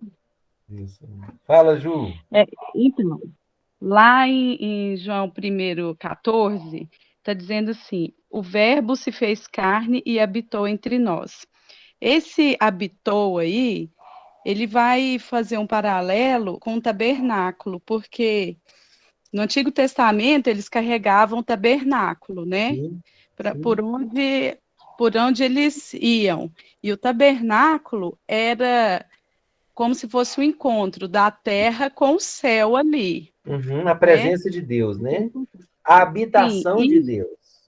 Sim, e Jesus, aqui já no Novo Testamento, ele era o tabernáculo ambulante. Ele era o reino de Deus. Ali ficava, era o encontro do homem com o divino e o homem ali. Jesus era o tabernáculo, e João fala isso. Não era lá em Éfeso que tinha aquele templo da Diana, das deusas, era muito idólatra o povo lá, né? O povo idólatra. Então, aí João vem mostrar quem é Jesus, quem Jesus é. Lá nesse evangelho, a palavra crer aparece 98 vezes. Então, ele era mesmo o discípulo mais próximo de Jesus, né? E ele está dizendo que a verdade não é um fato. A verdade é uma pessoa, que é Jesus. Né? É profundo demais, né?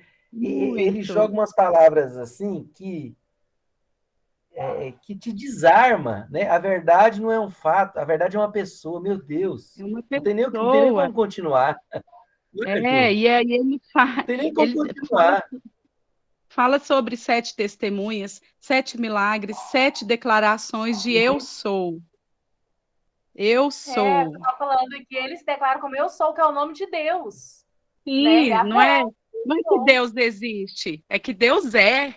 Não tem, é atemporal, né? Então é muito profundo. E no Evangelho de João você vê nova seleção de milagres. Você não vê o que estava nos outros, o que tem nos outros. É uma nova seleção. Ele vem relatar isso aí mesmo, veio para testemunhar, que é isso que a gente tem que fazer. ser testemunha, né? E parecer com Cristo. Numa época lá que só tinha idolatria lá em Éfeso, né?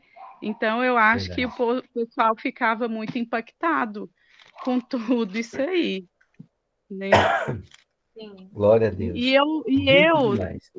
E eu olhando os fariseus assim, eu não julgo, não, porque até aquele tempo eles viviam com os costumes, os hebreus, eles têm um costume milenar. Aquilo, né? É um costume milenar. Né? E, de repente, aquilo se fez choca, carne. né? Tudo aquilo que eles aprenderam se fez carne. Né? E aí João fala mesmo, lá no final 16, o capítulo 17, Jesus é preso, ele ora por si mesmo. E hoje, que eu acho mais espetacular, ele está intercedendo por nós. Amém, aleluia. Eu acho maravilhoso, eu acho lindo demais. Amém, amém. E eu acho que ele fala muito isso também, só para terminar, o Rodrigo está rindo aqui, mas a gente se transforma naquilo que a gente adora. Exatamente. Né? A gente vai virando aquilo que a gente adora. Você expõe sua alma, né? Transformar de glória em glória. Tem boca, mas não fala. A gente vira. É isso. Uhum. Muito profundo, Ju. Muito boa sua participação. Glória a Deus. Irmãos, nós precisamos muito disso na escola. Nós precisamos muito disso. Amém. Porque vocês têm o Espírito Santo, irmãos. Vocês têm o Espírito Santo, e o Espírito Santo revela faces para cada um de vocês diferentes. E vocês têm que compartilhar comigo isso aí, em nome de Jesus. Conosco, né? Com todos nós. Fala, Kenner. Ó, só um detalhe aí do eu sou, porque até hoje o judeu médio, ele não fala o nome de Deus. Então né, Jeová Shalom, Jeová Rafa, Yahvé, né? Então tem todas essas para cada situação o judeu vai clamar esse Deus, que pode ser aquilo que ele quiser, vamos falar assim. E ali Jesus, ele vai usar o mesmo, o que foi falado, o mesmo termo hebraico, né, arcaico, que Deus se revela para Moisés, o mesmo termo, é o mesmo termo YWHW. Uhum.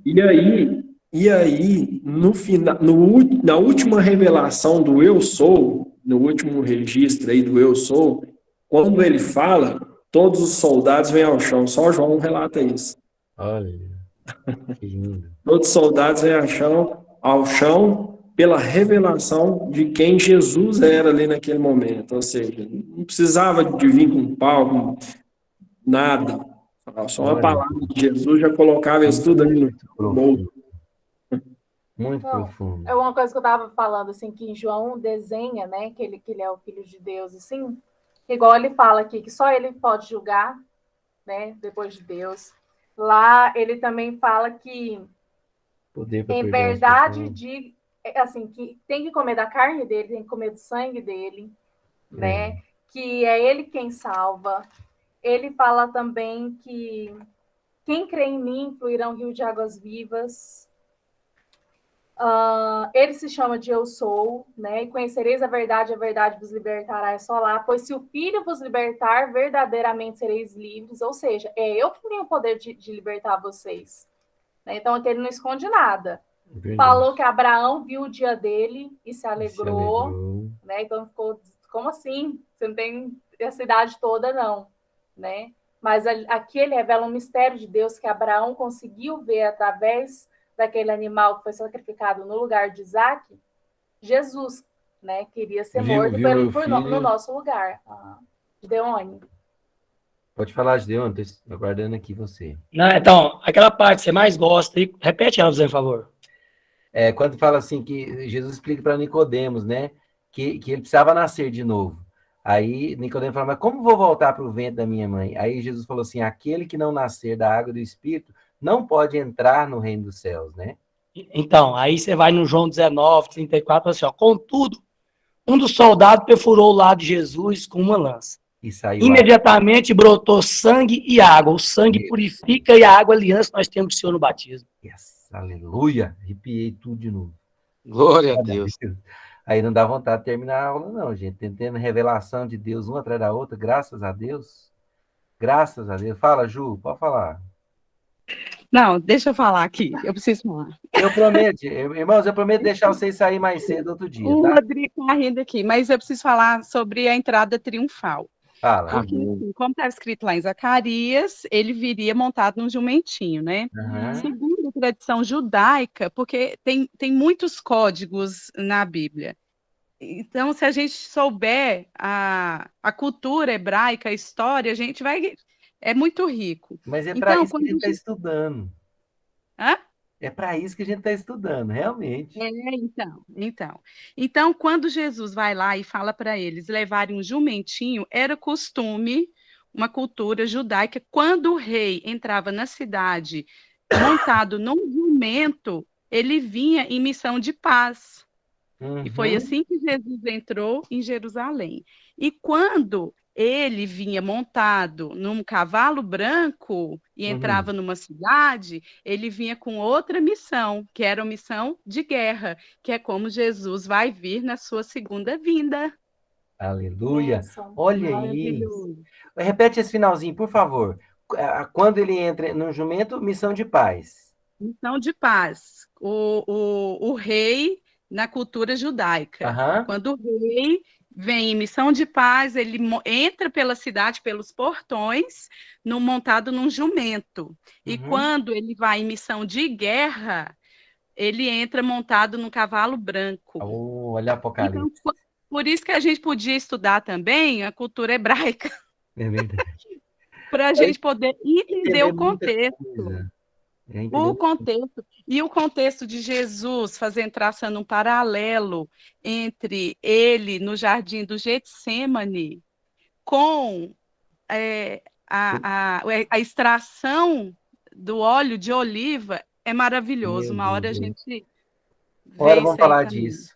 Né? E o lençol dobrado? E o lençol dobrado? O lençol dobrado, o mestre vai voltar. Vai voltar. Meu Deus do céu. É profundo demais. Glória a Deus. A Camila colocou aqui no chat, interessante. Só um minutinho, Kenny. Há uma história que conta que a ilha de Patmos era reservada aos semideuses, pessoas com dons, e provavelmente o João foi lançado lá, né? Após não ter sido morto no tacho de azeite fervente, né? Eles viram a divindade em João aí, né? Consideraram isso, né? Como se João fosse um semideus, porque, ora, ele não morreu frito, queimado, né? Glória a Deus. Fala, Kenny. Ó, rapidão, hein? Cara, se eu não me engano, a questão do lenço dobrado é um mito, viu? Tá. Se eu não me engano. Porque eu estava estudando justamente para isso, para João, na época, quando se fala das vestes dele e tal, que Maria veio e tudo, tá? Tá, mas vamos conferir depois. Eu falei porque eu vi o pastor Stanley usar isso. Né? Se eu não me engano, mas agora só a Juliana falou aí. Não, é porque no meu estudo também, eu vi que não é isso, não. Eu vi que quando o mestre, o dono da casa, está lá comendo, ele usa o pano para limpar, e às vezes ele tem que sair, fazer... Quando ele vai voltar, ele deixa o paninho de limpar dobrado. E foi assim que Jesus deixou as vestes dele em cima lá de onde colocaram ele, né? E é interessante como a Bíblia traz uns detalhezinhos que como se fossem umas chaves, que falou que estava dobrado, né? Para que foi colocar isso, né? Sobre não se turbe o vosso coração, credes em Deus, crede também em mim. Na casa do meu pai há muitas moradas, se não fosse assim, não teria dito.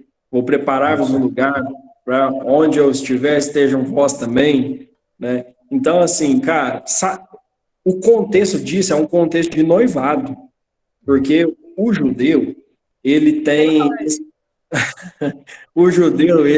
esse costume, né? O noivado, ele acontece da seguinte forma.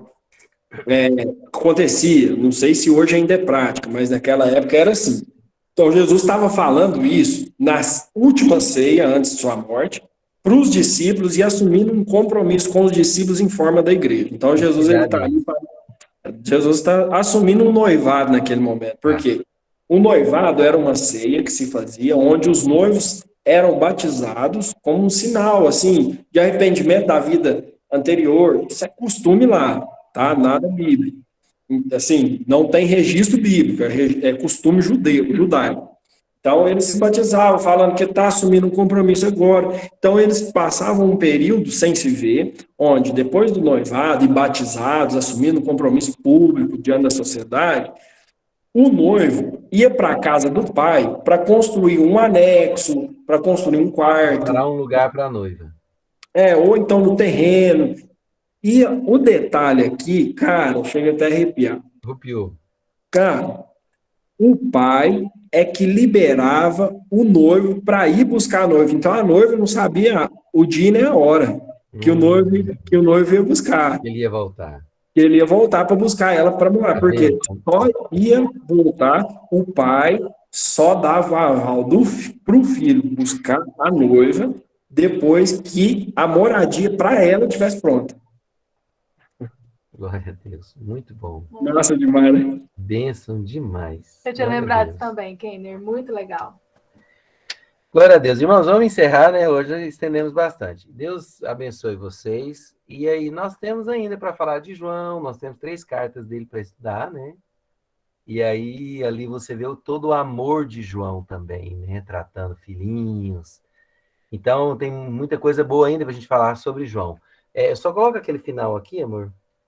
Só para a gente deixar de falar disso. Só um minutinho, irmãos.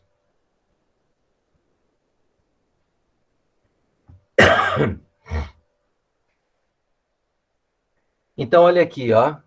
Palavras finais sobre os 4 evangelhos. Mateus, israelita, oriental, expõe os acontecimentos em sua realização. Melhor seria assim, tá. Mateus. Isso é sobre o livro e não sobre o autor. O autor, tá? Então, o livro de Mateus é israelita, de Marcos é gentil, de Lucas é universal e de João é cristão. O livro de Mateus é oriental, o livro de Marcos romano, o livro de Lucas é grego e de João é espiritual. Mateus expõe os acontecimentos em sua realização. Marcos expõe os acontecimentos em seus detalhes. Lucas expõe os acontecimentos em sua conexão. João expõe os acontecimentos em seu ensino. Então, isso aí é como fechar. Eu acho que isso aqui está trocado. Ó. Depois eu não ver. Mas é isso aí, irmãos. Foi muito rico o nosso estudo. De Lucas aqui em conexão, no sentido de que, assim, se muita coisa então, histórica que a gente sabe que foi escrito naquele momento é por causa de Lucas, porque ele fala, no reinado do fulano de tal, no ano tal, aconteceu isso. Então, ele... Muito bom. Agora eu lembrei disso aqui, tá certinho. Tá. Irmãos, então Deus abençoe, glória seja dada a Deus, ao Espírito Santo, por nos ensinar, por nos abençoar, e a Jesus, por nos abençoar com esse estudo tão maravilhoso. Deus abençoe vocês, desculpa o tempo que ultrapassou, mas simplesmente não valia a pena forçar e terminar. Que Deus abençoe vocês, fiquem na paz, e estamos firmes aí, sábado. Abraço, irmãos.